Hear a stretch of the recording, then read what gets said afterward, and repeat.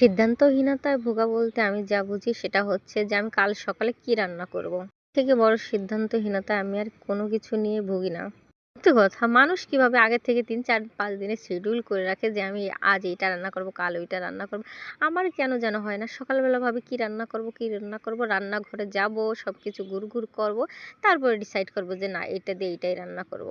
অন্যথায় অপরূপের কাছে জিজ্ঞাসা করব কি রান্না করব, সে বলবে যে এই খাবো ওই খাবো, সেইভাবে আমার রান্না করা হয়। আজও সকালে তার ব্যতিক্রম কিছু না। কি রান্না করব কি রান্না করব ভাবতে ভাবতে অপরূপের কাছে জিজ্ঞাসা করলাম, সে বলল যে আগের দিনের বড় পুঁটি মাছটা আমি ভাজি খাবো।